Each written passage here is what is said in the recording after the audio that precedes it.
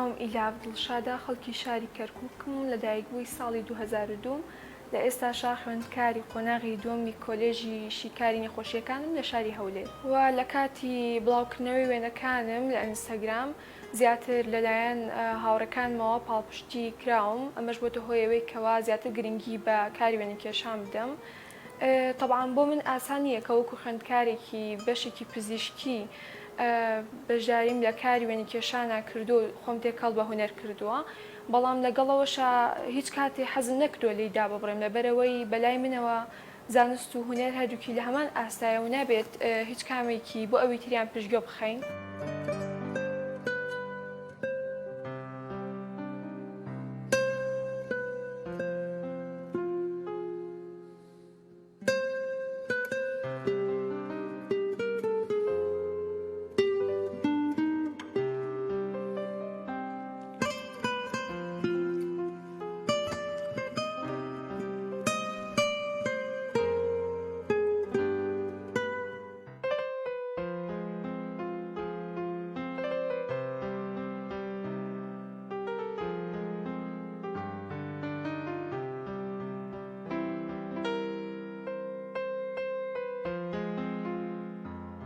ماوەیەکی کەمە دەستم کردووە بە دروستکردنی تابلۆ، ژماری تابلۆکانیشم زۆر کەمە کە لەسەر کانڤەس کێشاومە و تایە بۆیەی ئاوی و بۆیەی ئەکریلیکم بەکارهێناوە و لە داهاتووە بەنیازم لە کارەکانمان بۆیەی زەیتیش بەکاربێنم و وێنەکانی تریشم کە کێشاومە لەسەر کاغەزی A3 و A4 هەمووی بە قەڵەمی ڕەساس و تایە ئەو جۆرە قەڵەمەی کە بەکار هاتووە بەکارم هێناوە.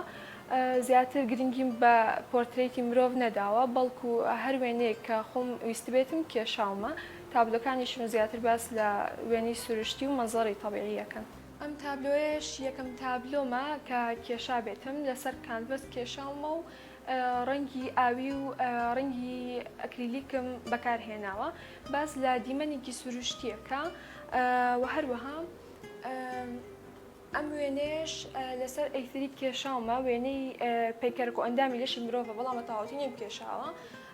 ئەو قەڵەمەی کە پێویست بێ بەکارم هێناوە و وێنەکانی تریشم زۆربەی سروشت و هەروەها وێنەی باڵندە و گیانەوەرم کێشاوە و هەروەها ئەم وێنەیەش وێنەیە کە باس لە یەکسانکردنی دڵ و عەقڵی ئینسانەکە وە کۆتا تابلۆشم کۆتا کارم کە کردبێتم ئەم کارە بووە لەسەر کانڤەس کێشاومە و بە بۆیەی ئاوی یا ئەکریلیکشم بەکارهێناوە تەواوکەری هەمان ئەم وێنەیە.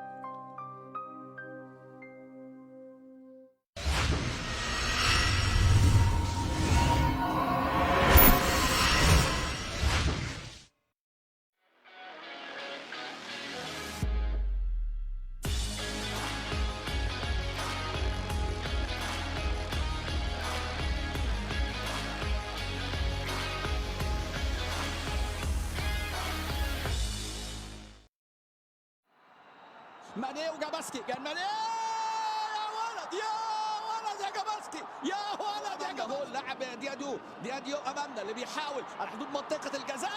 الركله الثانيه ودي امامنا عبد المنعم، وامامنا لاعب بايرن ميونخ بونصار. بقول لك مهند لاشين بسم الله يتصدى ماني ابو جبل وماني، ويعلن ماني عن فوز المنتخب السنغالي. حظ اوفر للمنتخب المصري والمنتخبات العربيه. With 10 minutes gone, Dan Axel Zagadou's under hit pass let in Schick. But despite Greg Leverkusen level things up by putting past their keeper just 6 minutes later in a game his 6th of the season and the 3rd goal of the game after just 8 minutes, Robert Andrich demonstrated his confidence from dead ball. The second half brought more of the same. 8 minutes after the restart, the Vaxalf deservedly increased their lead. Defender Jonathan Tah, more accustomed to scoring with his head, who made it 5 courtesy of their previous game's man of the match day, Moussa Diaby. Dembélé en el banquillo, no ha jugado ningún minuto. Aubameyang que sí va a debutar y el partido se le ponía bien al Atlético de Madrid con ese primer gol marcado por Yannick Carrasco. Reclamando falta de Adama sobre Koke, va a marcar Jordi Alba. Y del 1-2 al 2-1 lo marca Gavi tras el centro de Adama Traoré. Todavía va a aumentar el marcador tanto de Dani Alves, llegando esa pelota ante la pasividad de Joffre. Hayes launches the three. Buries. Keep him off the floor. I mean, he's playing that well. Another cut for Tate. And banks it up and over on Valanciunas. As skinny players, we do get much bigger. I was a really thin player, never got too big in the league, but you add strength, it comes with time. Here's KPJ racing the other way. Lost it a little bit, got it back, threw it up. Oh! And Christian Wood. At least the Czar lets me spread my wings a little bit. I'm not letting you get away with it. I'm sorry. Middleton baseline jumper. He is good. 40-39. Clippers now 3 for 19. They trail by 2 here in the second quarter. They've been outscored 14-8. Here is Portis for 3. It's good. Morris is 3 for 3. God. Holiday to the cup and leaves it in. Yeah, and think about like Drew Holiday.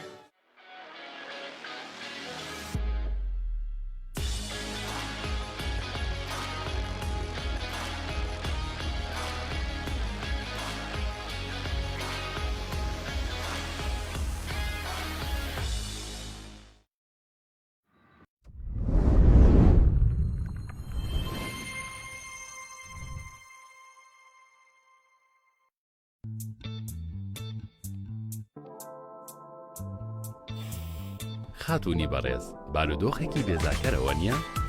بەداخەوە زۆربەی کات ئەنجامەکەی ئەمە دەبێت. بۆیە تاکەشت کە پێویستە بریتیە لە پاکشکەرەوەی جلی هێسماتیک. هێسماتیک لەڕێی ئەنزیمی دژەپەڵەوە هەموو پەڵەولەکەی سەرجلەکانمان لا دەبات. بە جۆرێک پاکیان دەکاتەوە وەک ئەوەی یەکەم جار بێت لە بەری پێ. بۆ پاکژیەکی ناوازە چارەسەرێکی ناوازەیە. پاکەرەوەی جلی هێسماتیک. Uriah Bedrgakenek. Došlo škorina, dívanou vaši dceru.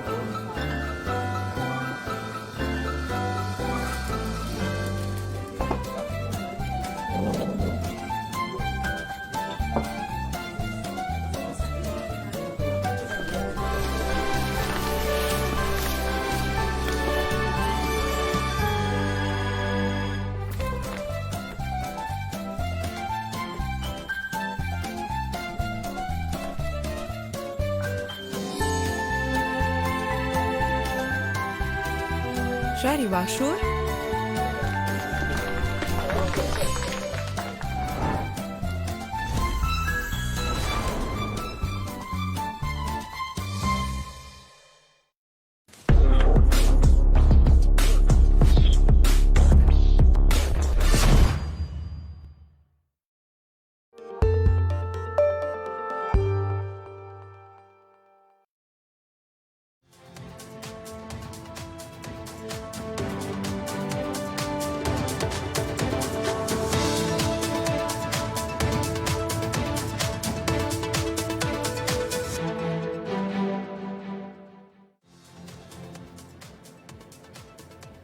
سڵاوتان لەبێ بەڕێزان من ڕەنگینم هەواڵەکانی سەعات 9تان پێشکەشەکەم سەرتا شۆکەمیشە سەردێڕەکان سعدی ئەحمەد پیرە سەردانی مەڵبەندی کەرکووکی یەکێتی نیشتیمانی کوردستان دەکات و ڕای دەگەێنێت یەکێتی کار دەکات بۆ خزمەتکردنی سەر جەمپێکاتەکانی کەرکووک بەبێ جیاوازی. پۆلیسی کەرکووک لە ماوەی کەمتر لە 24 سەعاتدا تۆمەتبارانی ڕووداوی کوشتنی کوڕ و باوکێک دەستگیر دەکات.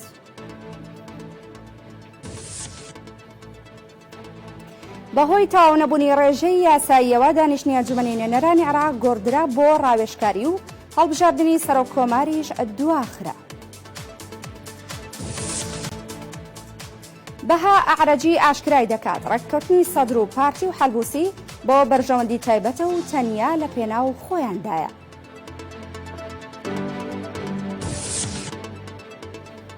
چاودێران و شارەزایانی یاسایی دووپاتی دەکەنەوە لە پەیڕەوکردنی بنەمای زۆرینە و کەمینەدا لە عێراق کورد زەرەرمەندی سەرەکی دەبێت.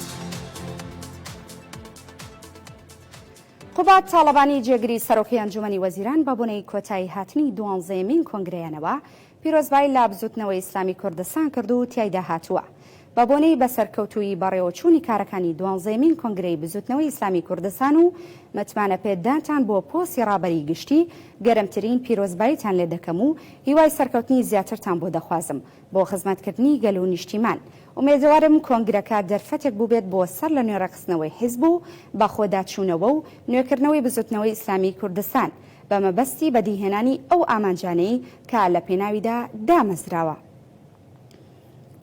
سعدی ئەحمەد پیرە ئەندامی مەکتەبی سیاسی یەکێتی نیشتیمانی کوردستان سەردانی مەڵبەندی کەرکووکی کردو لەلایەن ڕەوەند مەلا مەحموود لێپرسراوی مەڵبەندی کەرکووکی یەکێتی نیشتیمانی کوردستانەوە پێشوازی لێکرا. سعدی ئەحمەد پیرە پیرۆزبای لە ڕەوەند مەلا مەحموود کرد بە بۆنەی دەست بەکاربوونی وەک لێپرسراوی مەڵبەند و پشتیوانی خۆشی بۆ مەڵبەندی کەرکووک دووپات کردەوە و ڕاشی گەیاند یەکێتی نیشتیمانی کوردستان کار دەکات بۆ خزمەتکردنی سەر جەمپێکاتەکانی کەرکووک بەبێ جیاوازی. سعدی ئەحمەد پیرە ئەندامی مەکتەبی سیاسی یەکێتی نیشتیمانی کوردستان سەردانی کەرکووک دەکات و لەگەڵ لێپرسراوی مەڵبەند کۆ دەبێتەوە. لە کۆبوونەوەکەدا باس لە بارودۆخی کەرکووک و ئەو پیلانگێڕیانە کرا کە دژ بە پارێزگاکە ئەنجام دەدرێت. هەروەک تیشکیان خستە سەردۆخی ناوچەکە بە تایبەت دووبارە داگیرکردنەوەی زەوی وزاری کوردانی ڕەسەن و تەعریب کە درێژە پێدەری سیاسەتە چەوتەکانی بەحسی لە ناوچووە. پیرۆزبایی زۆر بە گەرم لە هاوڕێ و خۆبرای خۆشەویستم کاگڕەوەن دەکەم ئومێدەوارم کە لە دەستی ئەو کەرکووکی ئێستا بگەڕێتەوە ئاستی جارانی و ببێتە جێگای متمانەی هەموو کەرکووچیەکان. بە دڵنیاییەوە ئەو بارودۆخی کە هەیە ئێستا لەسەر وەزعی کەرکووک دوور نییە لە وەزعی هەموو عێراق.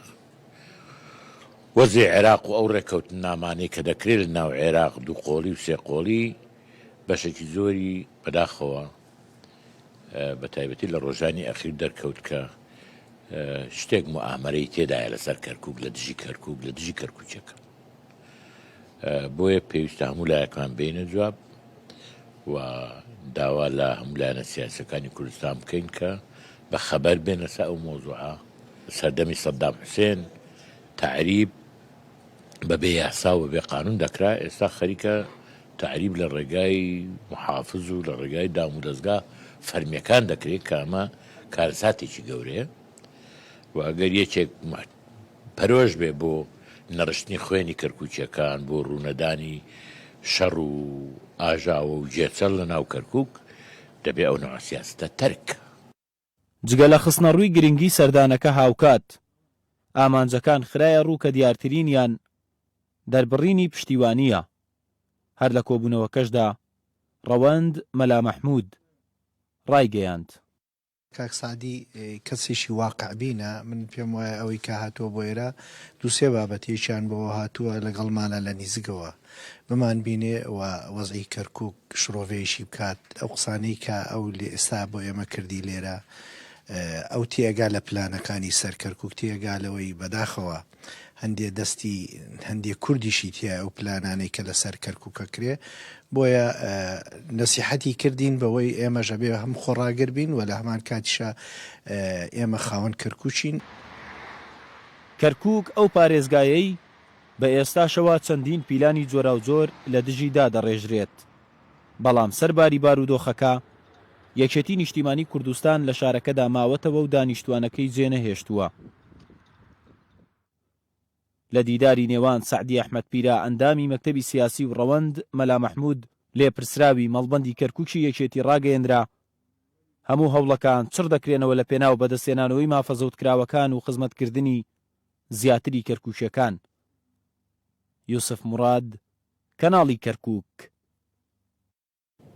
سعدی ئەحمەدپیرە ئەندامی مەکتەبی سیاسی و ئەڕەوەند مەلا مەحموود لێپرسراوی مەڵبەندی کەرکووک یەکێتی نیشتیمانی کوردستان سەردانی چین و توێژەکانی شاری کەرکووکیان کرد و پشتیوانی یەکێتی نیشتیمانی کوردستانیان دووپات کردەوە.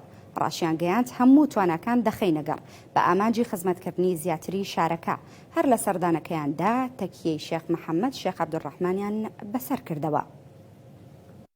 بەخێر هاتنی کاک سعدی ئەحمەدپیرە و کاک ڕەوەند و وەفدی یاوەریان ئەکەین کە هاتنە بۆ مەقام و تەکی و خانەقای شێخ محەممەد شێخ عەبدوڕەحمانی شۆرجا بەخێراتنانەکەین بە حەقەت ئەم سەردانانە زۆر پێویستە و تایبەتی لە شاری کەرکووکدا شاری پێکەوە ژیان و برایەتی و تەبای و خۆشەویستی و مەحەبەتە ئەم سەردانانە زیاتر ئەبێتە مای مەحەبەت و خۆشەویستی و برایەتی لەبین بەرپرسان و لەگەڵ خەڵکیدا. پەرلەمانتارانی یەکێتی لە کەرکووک هەوڵی چارەسەرکردنی کێشەی زەویە کشتوکاڵیەکانی سنووری پارێزگای کەرکووک و گەرمیان و گێڕانەوەی دەرماڵی ئەندازیارانی کارتی تەندروستی لە شارەکە دەدەن. لەوڕۆوە دکتۆر گەیلان قادر نوێنەری کەرکووک لە ئەنجومەنی نوێنەرانی عێراق با کەناڵی کەرکووکی ڕاگەیاند بە مەبەستی چارەسەری بنەڕەتی کێشەی زەویە کشتوکاڵیەکانی سنووری پارێزگای کەرکووک و گەرمیان لەگەڵ پەرلەمانتاران سەبا حەبیب و سروە محەممەد و چرۆ حەمە شەریف سەردانی حاکم سالار عەبدوستار وەزیری دادی عێراقیان کردووە و هەموو هەوڵێکیان بۆ چارەسەرکردنی کێشەی زەویە کشتوکاڵیەکانی سنووری پارێزگای کەرکووک و گەرمیان خستۆتە گەڕ. هاوکات ئەو ئەندامی ئەنجومەنی نوێنەران ڕوونی کردەوە. بە مەبەستی گێڕانەوەی دەرماڵەی ئەندازیارانی کارتی تەندروستی کەرکووک سەردانی وەزارەتی تەندروستی عێراقی کردووە.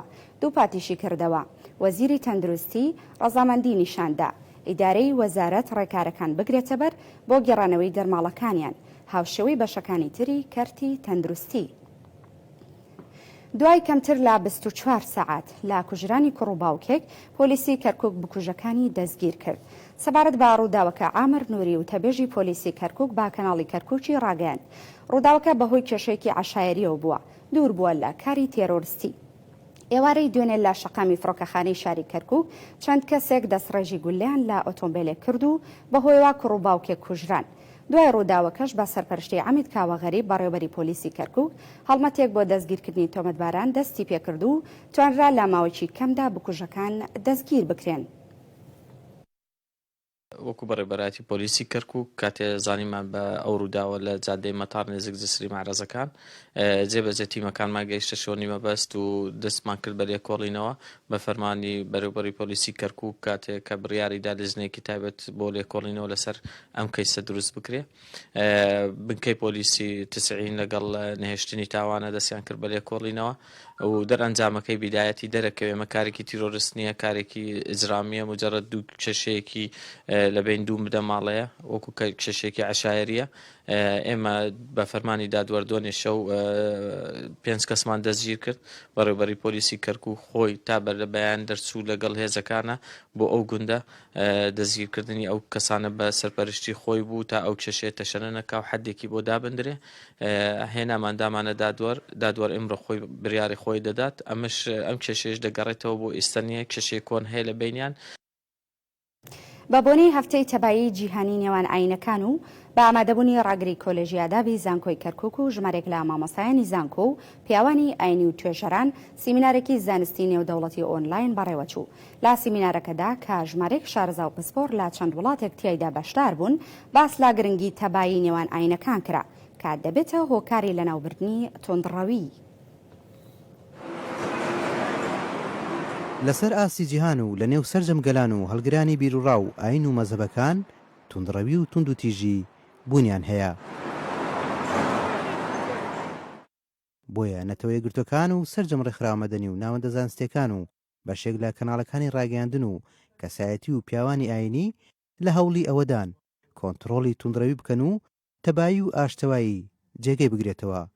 لەو چوارچەوێدا ڕێکخراوی نەتەوەی گرتوەکان 1 تا 7 شوباتی هەموو ساڵێکی دیاری کردووە بۆ بڵاوکردنەوەی بیری میانڕە و پتەوکردنی پەیوەندەکانی نێوان مرۆڤایەتی و ناوی ناوە هەفتەی تەبایی جیهانی لە نێوان ئاینەکان. کۆلێجی ئاداب لە زانکۆی کەرکووک هەڵستا بە سازدانی سیمینارێکی زانستی نێودەوڵەتی سەبارەت بە بڵاوکردنەوەی هەماهەنگی و خۆشەویستی و نزیکبوونەوەی ئاینەکان بێگومان ئێماڵێن لە هەر کۆمەڵگایەکە کردبێت و دام و دەستگای زانستی هەبێت کاریگەری خۆی دەبینێ بۆ پێشکەوتن و دروستبوونی ئەو کۆمەڵگایە بە شێوازێکی باش و گونجاو و چالاک. ئەم هەوڵانێکەوە زانکۆی کەرکووک دەیدات و کۆلیجەکان دەیدات هەموو مەبەستەکەی بۆ ئەوەیە نەوەیەکی نوێ دروست ببێت بریتی بێت لە عقلەتێکی ئەکادیمی عقلەتێکی زانستی گەنجانێکی هوشیار بۆ ئەوەی کۆمەڵگایەک بنیاد بکەن لەسەر بنەمایەکی ئاشتەوایی کۆمەڵایەتی سودبەخشون هەم بە خۆیان و بۆ کۆمەڵگایەکەوە لێ دەچن. مامۆستایەکی ئاینی جەختی لەسەر ئەوە کردەوە کە بەشێک لە مرۆڤەکان بە سروشت توندڕە و توندوتیژن. ئەو بابەتە پەیوەندی بە خودی ئاینەوە نییە هەروەک بەشێک لە هۆکارەکانی توندڕەوی لە کۆمەلگا خستە ڕوو. لە هەموو معتەقەدێک کەسانێک هەن توندڕەون و توندوتیژن کەسانێک هەن نەرمونیان و ئەرەنین واتای ئەوەیە کە هیچ دینێک لە خودی خۆیدا متتەڕف و توندڕەو نییە ئەوە ئینسانەکانن تووشی توندڕەویە بن. ئینجا لێرەدا بپرسین هۆکاری چییە؟ هۆکارەکانی زۆرن. یەکێک لە هۆکارەکانی بوونی نادادپەروەریە نائەدالەتی لە کۆمەلگا کە کاتێک عەدالەتی دروست ئەبێ کۆمەڵی خەڵک هەستەکەن کەوا مەزلومن زوڵمیان لێکراوە حەقیان خوراوە تەماشاکەی پەنابن بۆ ئەوەی کەوا تونتیژ بن توندڕەویکەن بۆی مافەکانی خۆیان بەگرن. ئەمە خاڵێکی تر تێگەیشتنی هەڵە لە دەقەکانی ئاین. زۆر کات ئەبینی لەگە کەسانێکە کە قسە دەکەین تەماشا دەکەی بەڵگە دێنێتەوە بۆ توندڕەوێکی خۆی بۆ هەڵوێستەکانی خۆی بەڵام بۆمان دەردەکەوێتەوە تێگەیشتنی هەڵەیە هەیە بۆ دەقەکە بۆ ئاەتەکە بۆ فەرمودەکەی پێغەمبەری خوا عەلەیهی سڵات وسەلام یاخود بۆ فەرمودەی هەر پێغەمبەرێکی تر عەلەیهی سڵات وسەلام. واتە ئەمە هۆکاری دووەمە. هۆکاری سێمیش پێم وایە خۆی لەسەر ئاسی جیهان کەسانێکن هێزێک هەیە کە دەیەوێت لە ناو کۆمەلگای مرۆڤایەتیدا توندڕەوی دروستکات چووکە لە بەرژەوەندی خۆیەتی. ئەمانە هۆکارن بۆ بڵاوبوونەوەی. بەپێی وتەی شارەزایان لە ئێستادا و لە زۆربەی وڵاتان توندڕەوی نەتەوەیی و ڕەگەزپەرستی و ئاینی و مەزەبی کێشەیەکی مەترسیدارن و بەرەوکی کۆمەلگای گرتووە و پێویستە هەوڵەکان چڕتر بکرێنەوە تاوەکو هزری توندڕەوی نەمێنێت و ئاشتی و پێکەوژیان و قبوڵکردنی یەکتری بێتەکایەوە. حەسیب حارس کەناڵی کەرکووک. دوای تەواو نەبوونی ڕێژی یاسایی پەرلەمانتاران سەرۆکایەتی ئەنجومەنی نوێنەرانی عێراق دانیشتنی تایبەت باڵبژاردننی سەرۆکۆماری عێراقی دواخست. هاوکات محەممەد حەلبوسی سەرۆکی ئەنجومەنی نوێنەرانی عێراق بڕیاریدا کۆبوونەوەکە بۆ ڕاوێژکاری بگۆڕدرێت و حاکم زاملی جێگیری یەکەمی سەرۆکی پەرلەمانیشی ڕاستپارت لەگەڵ پەرلەمانتاران گفتوگۆ لەسەر پێکێنانی لیژنە هەمیشەییەکان بکات. بەهۆی تەواو نەبوونی ڕێژەی یاسایی ئەندامانی پەرلەمانەوە دانیشتنی ئەمڕۆی ئەنجومەنی نوێنەرانی عێراق کە تایبەت بوو بە هەڵبژاردننی سەرۆکۆمار گۆڕدرا بۆ ڕاوێژکاری و پاشان دواخرا.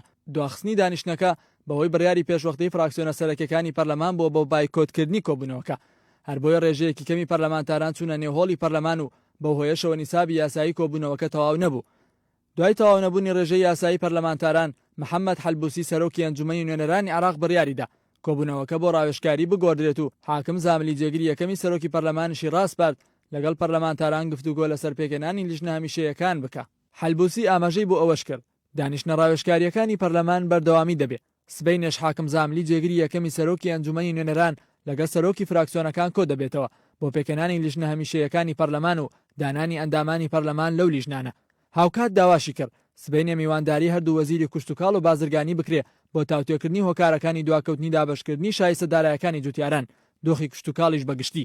محەممەد حەلبوسی داواشی لە ئەمیندارەتی ئەنجومەنی نوێنەران کرد داوا لە ئەمیندارەتی گشتی ئەنجومەنی وەزیران بکات پەلە بکات لە ناردنی بودجەی گشتی عێراق بە مەبەستی تاوتێکردن و دەنگدان لەسەری. پێشتریش سەرۆکایەتی ئەنجومەنی نوێنەران ڕۆژی 7 شوباتی دیاری کرد بۆ بەڕێوەچوونی دانیشتنی ئەنجومەنی نوێنەران و هەڵبژاردننی سەرۆک کۆمار هەرچەندە لە دوای 2023 ئەو پۆستە پشکی کورد و یەکێتی بووە و هەڤاڵ دکتۆر بەرهەم ساڵح کاندیدی یەکێتی بوو بۆ ئەو پۆستە بەڵام پارتی تاکڕەوانە چووە نێو هاوپەیمانەتیەکەوە و نێوماڵی کوردی لەت کرد هۆشیار زێباری بۆ پۆستی سەرۆک کۆمار کاندید کرد. ئەمەش ناڕەزایی زۆرێک لە کوتلە سیاسەکان و هاوڵاتیانی لێکەوتەوە چەندین جار لە بەغدا و شارەکانی دیکەی عێراق خۆپیشاندان و گرتبوونەوەی ناڕزایی دژی کاندیدکردنی هۆشیار زێباری بەڕێوەچوو بە گەندەڵ و نەشیاو بۆ ئەو پۆستەش لە قەڵەم درا. دوێنێش دادگای فیدراڵی عراق بە ڕسمی ڕێکارەکانی کاندیدکردنی هۆشیار زێباری بۆ پۆستی سەرۆک کۆماری عراق ڕاگرت. لە کۆبوونەوەکەیدا دادگای باڵای فیدراڵی عراق بە ڕسمی بڕیاریدا ڕێوشێنەکانی کاندیدکردنی هۆشیار زێباری کاندیدی پارتی دیموکراتی کوردستان بۆ پۆستی سەرۆک کۆمار ڕابگرێت. ئەویش دوای سکاڵای ژمارەیەک پەرلەمانتاری عراق و خستنە ڕووی چەندین بەڵگەی بوونی دۆسەی گەندەڵی لەسەری. سپۆڕێکی یاسایی ڕایدەگەێنێت ئەگەر چارەسەرێک بۆ پۆستی سەرۆک کۆمار نەدۆزرێتەوە ئەگەر هەیە هەڵبژاردن دووبارە بکرێتەوە. دکتۆر خامۆش عومەر پسپۆری یاسایی ڕوونی کردوێتەوە ئەگەر سەرۆک کۆمار هەڵ نەبژێردرێت واتە ناتوانرێت حکوومەتی نوێی عراقیش پێک بهێندرێت. بەم شێوەیە پرۆسی سیاسی لە عراق پەکی دەکەوێت. لەبارەی دووبارەکردنەوەی هەڵبژاردن لە گەری ڕێکنەکەوتنی لایەنەکان ئەو پسپۆرە یاساییە ڕوونی کردوێتەوە ئەگەر لایەنە سیاسیەکان لەسەر پۆستەکان نەگەنە ڕێککەوتن بۆی هەیە هەڵبژاردن دووبارە بکرێتەوە و ئەم خولەی پارلەمانی عراقیش هەڵبۆشێندرێتەوە وەک ئەوەی پێشووتر لە تورکیا ڕوویدا. دکتۆر خامۆش عومەر ئەوەشی خستە ڕوو یەکەم دانیشتنی پەرلەمان لە نۆی کانونی دووەم بەڕێوەچوو بۆیە نۆی ئەم مانگا دەبێتە مانگێکی تەواو و دوای ئەو وادەیەش عراق دەکەوێتە بۆشایی دەستوری و جۆرێک لە پێشێلکاری دەقە دەستوریەکان. بەها عەرەجی جێگری پێشووتری سەرۆکوەزیرانی عراق دووپاتی کردەوە بە دڵنیاییەوە ڕێککەوتنەکەی سەدر و پارتی و حەلبوسی بۆ بەرژەوەندی تایبەتە و سێقۆڵی چوونەتە ناو هاوپەیمانێتیە کا لە پێناو خۆیاندایە. بەها عەرەجی لە چاوپێکەوتنێکدا وتیشی موقتەدا سەدر گومانی لە هاوپەیمانەکانی خۆی لە ناو ڕێککەوتنی سێقۆڵی هەیە کە لەگەڵ پارتی و حەلبوسی کردوویەتی. ئاماژەی بۆ ئەوەش کرد گومانەکەی سەدر لە پارتی و حەلبوسی ئەوەیە تێ ناگات ئەولەویاتی ئەوان چییە و چۆن لە حکوومەتی زۆرینەی نیشتیمانی دەڕوانن. پێشبینی ئەوەشی کرد کات دوجار گەورەترین کوتلەی پەرلەمانی لە نێوان سەدر و چوارچەوەی هەماهەنگی پێک بێت و کۆی کورسیەکانیان بگاتە 130. بەها عەرەجی تەئەکیدیشی کردەوە ڕێککەوتنەکەی سەدر و پارتی و حەلبوسی بۆ بەرژەوەندی تایبەتە و تەنیا لە پێناو خۆیاندایە. چاودێران و شارەزایانی یاسایی ڕایدەگەێنن ئێستا عێراق پێویستی با تەوافقی سیاسی نێوان لایەنە سیاسیەکان هەیە و پەیڕاوکردنی بنەمای زۆرینە و کەمینە لە عێراق لەگەڵ بنەمە استراتیژیەکانی هەرێم یەک ناگرێتەوە و کورتیایدا زەرەرمەندە. شێوازی حکومڕانی عێراق لە دوای ساڵی 2023ەوە بە شێوەیەکی تەوافق و شەراکەت و هاوبەشی بەڕێوە بردراوە. چاودێران و شارەزایانی بواری یاسایی دەڵێن لە ئێستاشدا عێراق پێویستی بە تەوافقی سیاسی نێوان لایەنەکان هەیە. دوای هەر پرۆسەیەکی هەڵبژاردن لە عێراقدا کە دێتە پێشەوە چەند یاریزانێکی سەرەکی هەن لە ناوخۆی عێراقدا لە کورد چەند یاریزانێک لە سونە لە شیعە چەند یاریزانێکی ئەساسی هەن بۆیە هەر یاریزانێک لەو یاریزانە سەرەکیانە دوور بخرێتەوە بە هەر ناوێک بی حکوومەتی زۆری نەبی یا حکوومەتی ئۆپۆزیسیۆن و بوونی ئۆپۆزیسیۆن و حکوومەتێک بێ ئەمانە وا دەکا خەڵکێک پشتگوێ بخرێک خەڵکی کاریگەریشن هێزیان هەیە پارەیان هەیە دەسەڵاتیان لە ناو فەرمانگەکانی حکومڕانی لە عێراقدا هەیە بۆیە لە عێراقدا باشترین سیستەم لە دوای 2023ەوە مەسلەی سازان و تەوافق و ڕێککەوتن و شەراکەت و هاوبەشیکردنە کە کورد کاری زۆری لەسەر کرد یەکێتی نیشتیمانی کوردستان کاری زۆری لەسەر کرد بۆ ئەوەی بە پێی تەوافق بتوانین پێداگری لەسەر مافەکانی گەلی کوردستان بکەین چونکە لە دەرەوەی تەوافق کورد هەموو لایەنە کوردستانیەکان بەیەکەوە بین بچینە نێو پەرلەمانی عێراقی لە 6 بۆ 65 کورسی زیاترمان نابین. بە بڕوای چاودێران و پەیرەوکردنی بنەمای زۆرینە و کەمینە لە عێراق لەگەڵ بنەما استراتیژیەکانی هەرێم یەک ناگرێتەوە و کورد تیایدا زەرەرمەندە. تەوازن و تەوافق نەبێتن ئێمە لەوانەیە نەتوانین بەرژەوەندیەکانی کورد بپارێزین لە بەغدای فیدرالی لە بەغدای نوێدا چونکە یەکڕێزی و تەوافقی لە نێو مکەونەتەکانی گەلی عێراق زۆر گرنگە چی پێکاتی عێراق پێکاتێکی موعقەدە مەسەلەن لە ڕووی دینیەوە لە ڕووی قەومیەوە کۆمەڵەکەوێ بۆیە پێویست دەکا لە نێو هەموو مکەونەتەکانی عێراق بە شێوەی سازان و تەوافق کارەکان بڕوە و ئەوەش تەجاروب هەبوو پێشتر لە دوای 2023 لە دوای دەستوری 2005 و لە حکوومەتەکانی کابینەکان یەک بە دوای یەکە بینیمان هەموو شتەکان بە شێوەیەکی ئاسایی ڕۆیت و هەموو لایەنێکیش توانیان تا حەدێکی باش بەرژەوەندی خۆیان بپارێزن بەڵام بابەتی زۆرینە و کەمینە گەلی کوردستان تێدا زەرمەند دەبێت. پێویستە ئێمە وەکو لایەنە کوردستانەکان نەکەوینە ژێر کاریگەری بەرژەوەندیەکی کاتی یا دەستکەوتێکی حزبی و بەو ئاخارەدا نەڕوین کە بنەمای زۆرینە و کەمینە ببێتە سەرەتای ئیشکردن و یا بنەمای کارکردن لە عێراق بۆ ئەوەی کورد بەشدار بێت لە حکومڕانی لە عێراقدا چونکە هەموو بڕیارەکان لە ئەنجومەنی وەزیران ئەو کاتی لەسەر بنەمای زۆرینە و کەمینە تێدەپەڕێ ئەوەی پەیوەندی بە تعریف هەیە لەسەر بنەمای زۆرینە و کەمینە تێدەپەڕێن و قەرارەکان ئێمە سەرکەوتو نابین ئەگەر هات و کورد هەمووی پێکەوە بین بنەماوی زۆرینە و کەمینە زیانمان لێدا باشە ئەگەر بێ و لایەنێکی کوردی بە سیاسیویە کورسیە چەند کورسیەک بچێت لەگەڵ ئەو لایەنانە ڕێک بکەوێ سونە و شیعە یەک بگرن من پێم وایە ئەو کاتی هەر زۆر دەبینە کەمینە. چاودێرانی سیاسی سەردەمی سەقامگیری و حکومڕانی تەندروست لە عێراقدا بۆ سەردەمی سەرۆکایەتی ڕەوانشاد سەرۆک مامزەلال لە جێڕنەوە و بە پێویستیشی دەزانن ئێستا سوود لە هەنگاوەکان و ئەزمموی سەرۆک مامزەلال وەربگیرێت. قارەمان قادر، کەناڵی کەرکووک، هەولێر. مامۆستایان و فەرمانبەران و چونوتێژەکانی کۆیا پۆستی سەرۆکۆماری عێراق بە شایستە و مافی یەکێتی نیشتیمانی کوردستانی دەزانن دوو پاتیشی دەکەنەوە هەنگاوەکانی حیزبێکی سیاسی لە هەرێم بۆ تا هۆکاری پەرتەوازەیی نێوماڵی کورد. مامۆستایان و فەرمانبەران پۆستی سەرۆکۆماری عێراق بە شایستە و مافی یەکێتی نیشتیمانی کوردستان دەزانن و دەڵێن هەڤاڵ دکتۆر بەرهەم ساڵح شیاوی ئەو بەرپرسیارەتیەیە دەژڵێن هەنگاوەکانی حیزبێکی سیاسی لە هەرێم بۆ تا هۆکاری پەرتەوازەیی نێوماڵی کورد و تەنانەت هێز و لایەنە عێراقیەکانیش. پۆستی سەرۆکۆمار هاتۆتە گۆڕێ پێویستمان بەوەیە هەمومان بە یەکڕیزی میلەتەکەمان بچینە پێشەوە بۆی بتوانین ئەو پرۆسەیە بەڕێک و پێشی بەڕێوە بین چکە ئەوە پرۆسەکە کە بەڕێوە دەچێت بۆ سەرۆکۆماری عێراق سەرۆکۆمار بۆ کووردا هەتا ئێستاش باو بووە هەرواش بووە ئەوە لە بەشی یەکێتی بۆ یەکێتی نیشتیمانی کوردستان کە ڕووبارێک خوێنی داوە لە پێناو میلەتەکەی 20,000 شەهیدی ئێستا یەکێتی نیشتیمانی کوردستان هەیەی ئەو بن هەموو ئەنفال و خانەوە ماڵوێرانی کە بەسەر کوردستان داهاتوە هەموو یەکێتی نیشتیمانی کوردستان لە ساحەکە بۆ لە گۆڕەپانەکە بۆ خەڵکانی تر هەند ناویشیان نەبووە بەڵام ئەمڕۆکە هاتوون باسی یەک پارچەی خاچی عێراق دەکەن کە تا دوێنێ باسی جیابوونەوە و ڕیفراندۆمیان دەکرد بەڵام ئەوڕۆکە هاتوون لایەنێکی دیکەیان گرتووە کە نێوماڵی شیعەشیان تێک داوە. دووبارەکردنەوەی سیاسەتی ناتەندروست و خۆسەپاندنی حیزبێکی سیاسی کاریگەری تەواوی لەسەر ژیان و دەرونی تاک بە تاکی هاوڵاتیانی هەرێم دروست کردووە. مامۆستایان و فەرمانبەرانیش لەسەر دوایین سەردانی وەفدەکەی یەکێتی بە سەرۆکایەتی بافڵ جەلال تاڵەبانی بە هۆکاری ڕەوانەوەی هەڕەشە و مەترسیەکانی سەر هەرێم ناو دەبن.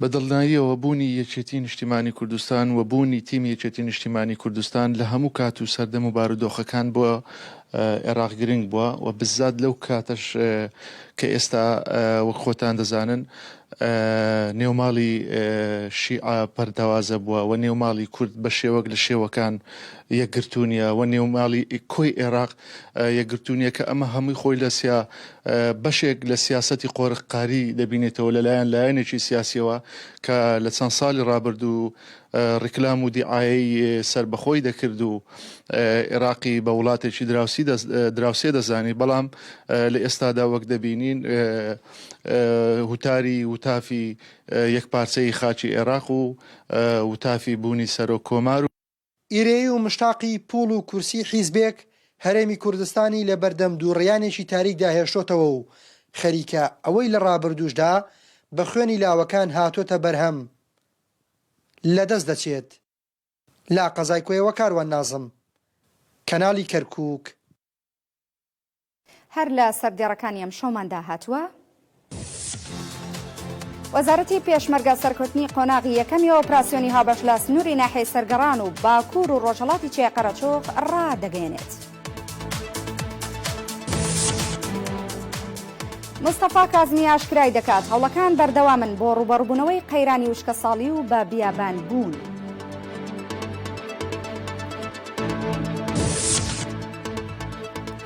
ڕێکخراوی تەندروستی جیهانی بڵاوبوونەوەی چوارنەوەی نوێی ئۆمیکرۆن ڕادەگەێنێت. وەزارەتی پێشمەرگا سەرکەوتنی قۆناغی یەکەمی ئۆپراسیۆنی هاوبەشی هێزەکانی پێشمەرگە و سوپای عێراقی لە ئاسنووری ناحیەی سەرگەڕان و باکوور و ڕۆژهەڵاتی چێ قەرەچۆخ ڕاگەیاند. بە پێی ڕاگەیاندراوێکی وەزارەتەکە توانراوە ناوچەی ئۆپراسیۆنی دیاریکراو بە تەواوەتی کیوماڵ بکرێت. ئەمەش دوای زنجیرەیە کۆبوونەوەی هاوبەش هات لە نێوان فەرماندە سەربازیەکانی هێزەکانی پێشمەرگە و سوپای عێراق لە پێناو نەهێشتنی بۆشایی ئەمنی. ئۆپراسیۆنی هاوبەشی نێوان هێزەکانی پێشمەرگە و سوپای عێراقی لە ئاسنووری ناحیەی سەرگەڕان و باکوور و ڕۆژهەڵاتی چێ قەرەچۆخ بەڕێوەچوو. ئامانج لە ئۆپراسیۆنەکە کێوماڵکردنی ناوچەکانی بۆشایی ئەمنی بوو کە دەکەونە سنووری ناحیەی سەرگەڕان و پاڵکانە و باکوور و ڕۆژهەڵاتی چیایی قەرەچۆخ.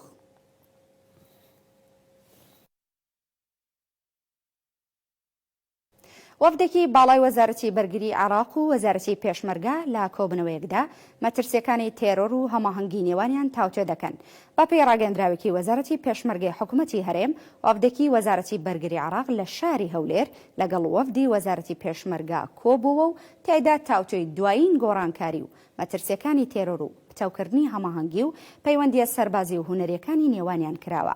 هاوکات بەو پێی هێزی پێشمەرگەی کوردستان ناوچەیەکی بەرفراوانی لە ئەستۆدایە بۆ پارێزگاریکردن و پاراستن لە چنگی تێرۆرستان پێویستیان بە هاوکاری و یارمەتی هەموو لایەکەیە. پێشنیاریش کراوە لەسەر دانانی نوێنەرێکی وەزارەتی بەرگری لا وەزارەتی پێشمەرگە بۆ کاراسانی و ڕایکردنی نووسراوەی داریەکان. هەر لە کۆبوونەوەکەدا بڕیاردرا لەسەر ڕاستپاردەی بەرپرسی ئۆفیسی هەماهەنگی ئاسایشی ئەمریکا لێژنە هاوبەشەکانی نێوان هەردوو لە کاراتر بکرێن.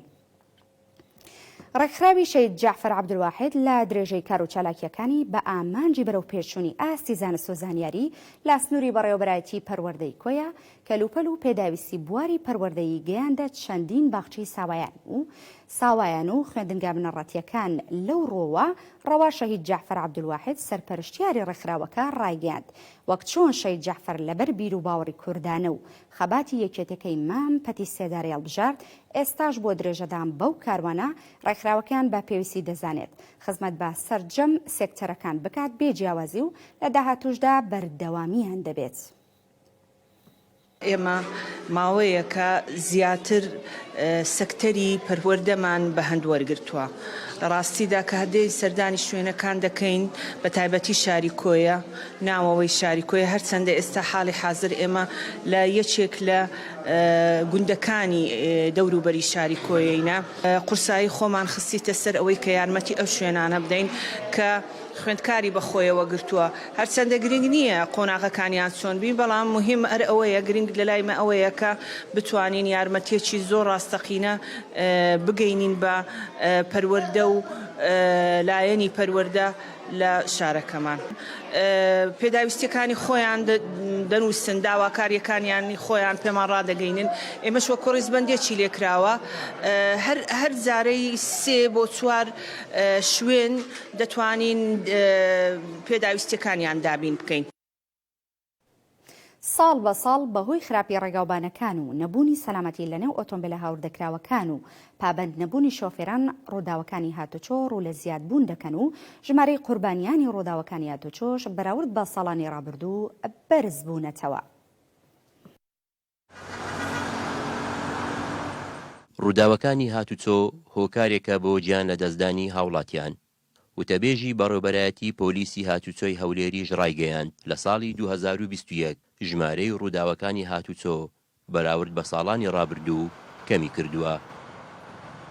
سەبارەت بە ئاماری ڕووداوەکانی هاتوچۆوەی ساڵی ڕابردوو بڵین 2021 ئەوەی دڵخۆش کرد بوو کە ژمارەی ڕووداوەکان ڕووی لە کەمی کردبوو ئەگەر بێت و بەراورد دەکەین بە ساڵانی پێشووتر بە تایبەتی ساڵانی پێش کۆڕۆنا چونکە ئێستا ئێمە ڕێژەیە چێکجار زۆری ئۆتۆمبیلمان هەیە لە بەرامبەریشدا ژمارە ڕووداوەکان کەم بوو ئەوەی کە تۆمارکرا بووە کەوتبەوە.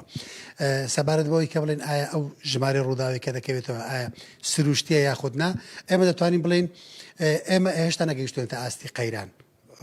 ڕێژە ڕووداوەکانمان زۆرە بەڵام نەگەیشتێتە ئاستێکە زۆر مەترسیدار بێتن.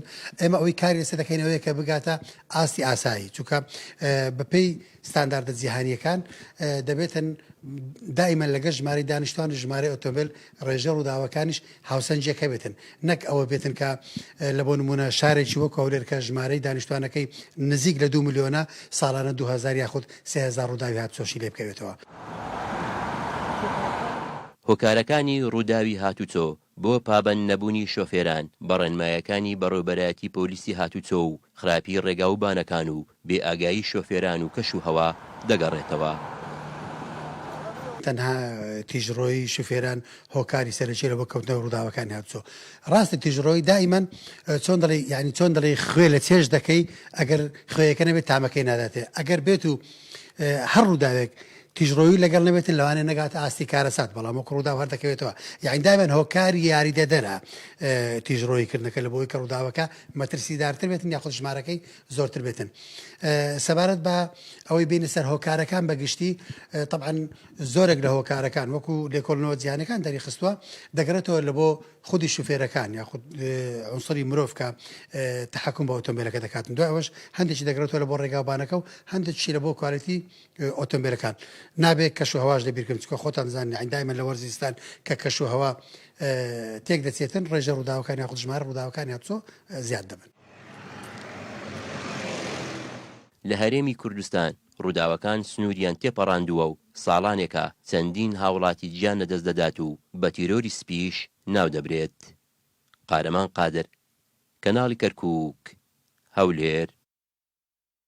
بە بەشداری لایەنە پەیوەندیدارەکان لە شاری هەولێر وەرکشۆپی چوارچەوەی هەماهەنگی بەرەنگاربوونەوەی توندوتیژی لەسەر بنەمای ڕەگەزی لە هەرێمی کوردستان بەڕێوەچوو. لە لێدوانێکیشیدا ڕیتا کۆلۆمبی نوێنەری سندوقی نەتەوە یەکگرتوەکان بۆ دانیشتوان لە عێراق ڕایگەیاند هەموو هەوڵێکیان دەخەنەگەڕ بۆ کەمکردنەوەی توندوتیژی لەسەر بنەمای ڕەگەزی لە عێراق. ئەمانج لە کۆبوونەوەکەی ئەمڕۆ بریتێلەوەی ئێمە لێرەین بۆی هەموو ئەو لایەنانە بانکراون کە کار لەسەر مەسلەی توندوتیژی دەکەن و بەرەنگاربوونەوەی توندوتیژ لەسەر بنەمای جەندەری دەکەن.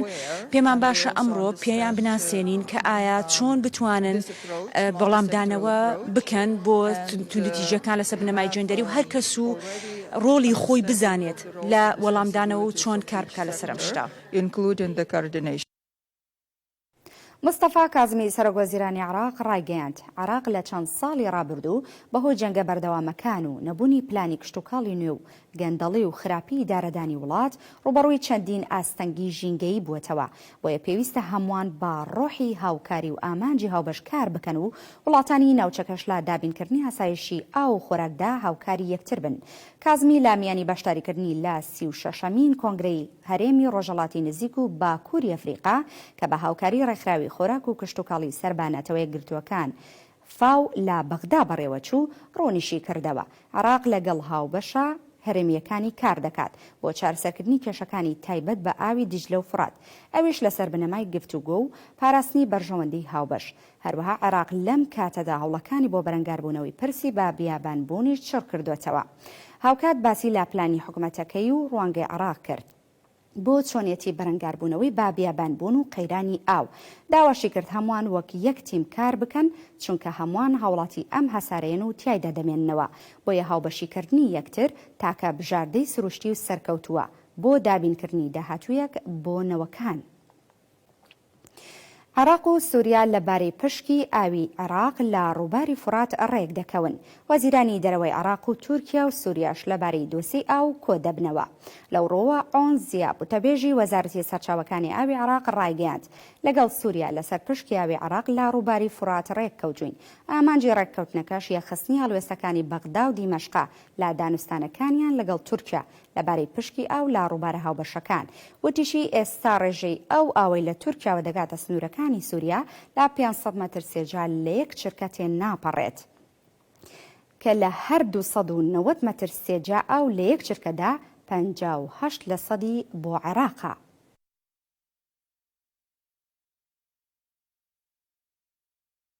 شەوی ڕابردوو تێرۆریستانی داعش لە سنووری پارێزگای دیالە پەلاماری هێزەکانی پۆلیسیاندا و کوژرا و برینداری لێکەوتەوە. بە پێی زانیاریەکان شەوی ڕابردوو ژمارەیەک تێرۆریستی داعش لە نێو باخەکانی ناحیەی عەبارە لە سنووری پارێزگای دیالە تەقیان لە هێزەکانی پۆلیس کردووە. هاوکات بەهۆی پەلامارەکەەوە پۆلیسیە کوژراوە و 3 پۆلیسی دیکەش بریندار بوون. دوای پەلامارەکەش تێرۆریستانی داعش بەرەو شوێنێکی نادیار هەڵاتون و بریندارەکانیش بۆ نەخۆشخانە گواستراونەتەوە و تەرمی ئەو کارمەندەی پۆلیسیش کە لە هێرشەکەدا کوژراوە بە خاک سپێردرا. قاسم ئاعرەجی ڕاوێژکاری یاساییی نیشتیمانی عێراق ڕایگەیاند پێویستیان بەو گروپە چەکدارانە نییە کە عێراق بکاتە ناوچەیەک بۆ دروستکردنی هەڕەشە لەسەر وڵاتان و هەر بیانیەکیش ڕێز لە سەروەری عێراق و یاساکان بگرێت پێشوازی لێ دەکەن. قاسم ئاعرەجی لا توێتێکدا بڵاوی کردوێتەوە پەیوەندیەکانیان لەگەڵ ئەمریکا و هاوپەیمانی نێودەوڵەتی دژی ئێران نییە، هەروەها پەیوەندیەکانیان لەگەڵ ئێران دژی ئەوان نییە، هەروەک پەیوەندی عێراق بە سعودیەوە دژی تاران نییە و بە پێچەوانەشەوە ئامانجی عێراق بەرژەوەندی نیشتیمانیە.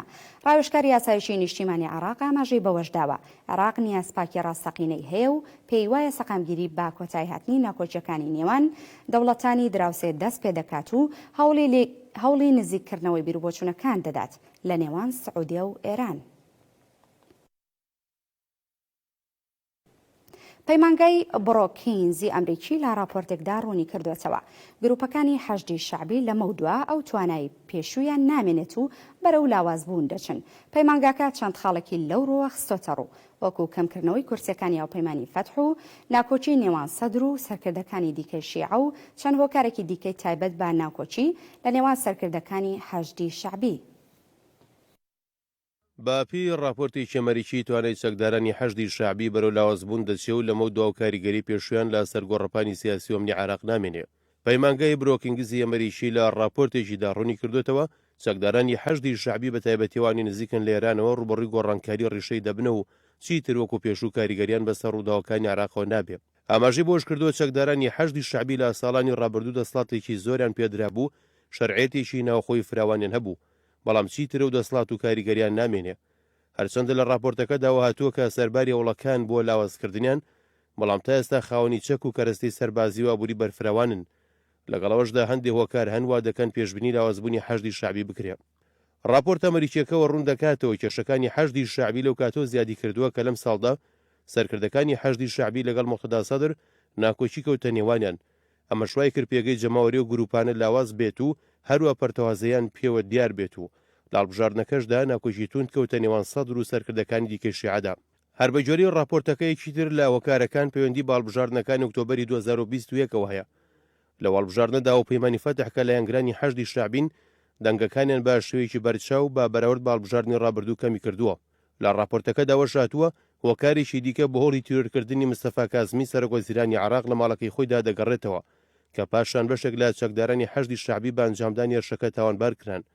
لە کۆتایی راپۆرتەکەداوە هاتووە پێشبینیەکان بۆ لاوازبوونی حەشدی شەعبی دوایەوە هات پێشتر لەلایەن دەسەڵاتدارانەوە هەوڵ درراوە لەگەڵ سوپای عێراق و هێزە عێراقیەکانتردا تێکەڵ بکرێن بەڵام لەلایەن بەرپرسانی و چەکداریەوە ئەو هەوڵەیان ڕەت کردەوە. ڕێکخراوی تەندروستی جیهانی بڵاوبوونەوەی چوارنەوەی نوێی ئۆمیکرۆنی ڕاگەاند و دوو پاتیشی کردەوە کاتی ئەوە نەهاتووە سەرکەوتن بەسەر کۆرۆنا ڕابگەیاندرێت. ڕێکخراوی تەندروستی جیهانی ئاشکرای کردووە بە وردی چاودێری نەوە نوێیەکانی ئۆمیکرۆن دەکەن کە لە 50 وڵات بڵاو بوونەتەوە. ئەمەش کاریگەری خراپ دەکاتە سەر ئەو وڵاتانی کاتیایدا بڵاو بووتەوە. ڕوونیشی کردەوە نەوە نوێیەکانی ئۆمیکرۆن بەوەش دەناسرێنەوە کە زۆر بە خێرایی بڵاو دەبنەوە بەڵام هیچ بەڵگەیەک نییە بۆ ئەوەی مەترسیدار بن. هاوکات ماریا فان بەڕێوەبەری تەکنیکی لە ڕێکخراوی تەندروستی جیهانی ڕایگەاندووە تا ئێستا هەموو شتێک دەربارەی کۆرۆنا و نەوە نوێیەکانی نازانن هەر بۆیە جارێک کاتیەوە نەهاتووە سەرکەوتن بەسەر ڤایرۆسەکە ڕابگەیاندرێت. ئەمەش سەرڕای هەوڵە بەردەوامەکانی تەندروستی جیهانی و ئەو کێبڕکێ زۆرەی وڵاتان دێت لە پێناودۆزینەوەی چارەسەرێک بۆ کۆنتڕۆڵکردن یاخود کەمبوونەوەی ڕێژەی توشبووان بەم ڤایرۆسە.